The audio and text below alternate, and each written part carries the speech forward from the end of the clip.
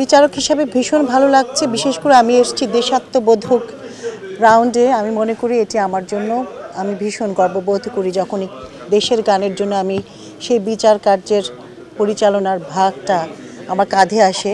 ভালো লাগে, কারণ আমার নিজের মৌলিক গান আছে, দেশের গান, যেগুলো আসলে আমার কাছে মনে হয় একজন শিল্পীর দেশের গান গেয়ে সে যদি সে একটি গানও বেঁচে থাকে তাহলে সে আজীবন বেঁচে থাকবে।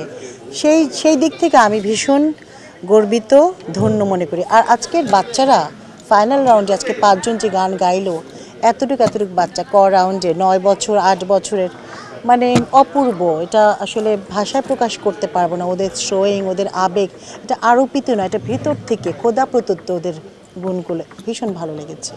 আমি ব্যক্তিগতভাবে খুব আনন্দিত। 20 বছর পরে হলেও নতুন করে শুরু হয়েছে বাংলাদেশ টেলিভিশন শিল্পী গড়ার কারিগর।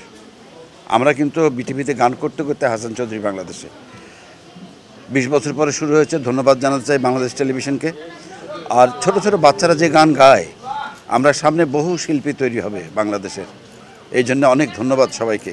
আর ছোট বাচ্চাদেরকেও ধন্যবাদ জানাই, তার অভিভাবকদের ধন্যবাদ জানাই, ওস্তাদদের ধন্যবাদ জানাই যে সুন্দর সুন্দর করে দেখে তৈরি করছে। নিশ্চয়ই আমরা সামনে আমাদের সংস্কৃতি আরও উপরে যাবে। এরাই হবে আগামীর বাংলাদেশ। এই সেরা 10 জন থেকে 5 জন, তারপর 5 জন থেকে 3 জন, মনে হয় যে খুব সোজা কাজ, কিন্তু এই 10 জনকেই তো ছেঁকে বের করে আনা হয়েছিল। তারপরে এই 10 জন থেকে ছেঁকে বের করা হলো 5 জন, 5 জনের থেকে ছেঁকে বের করা আজকে আমরা 3 জন দিব। এটা যে কি কঠিন কাজ, যারা ফেস করেছে তারা ছাড়া কেউ বুঝতে পারবে না, কারণ প্রত্যেকটি বাচ্চা ট্যালেন্ট। আর বাচ্চাদের সম্বন্ধে আমি বলবো যে এরা যে, আমি তো নিরাশ ছিলাম যে হয়তো আমাদের দেশ থেকে গান বাজনা বাচ্চারা ভুলে যাচ্ছে, কিন্তু এই বিটিভি নতুন করে শুরু করাতে বোঝা গেল যে না, আমাদের দেশে গান বাজনা শেষ হয়ে যায়নি। বাচ্চারা ধারণ করছে, বা তার অভিভাবকরা ধারণ করতো, বাচ্চাদের দিক দিয়ে শিখিয়ে টেলিভিশনে পাঠিয়েছে। তার মানে আমাদের গান বাজনা হারিয়ে যায়নি।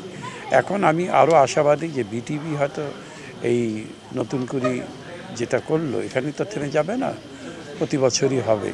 এতে করে আমরা প্রতি বছরই এক ঝাঁক শিল্পী বেরিয়ে আসবে, এই আশা থাকবে। এবারও তো আমরা পাচ্ছি, বেশ ভালো কিছু শিল্পী পাচ্ছি। আগামী তো এইভাবেই আমরা শিল্পী, কণ্ঠশিল্পী, নাচের শিল্পী, অভিনয় শিল্পী, সব ক্ষেত্রে শিল্পীকে পাবো, এই আশা রাখি।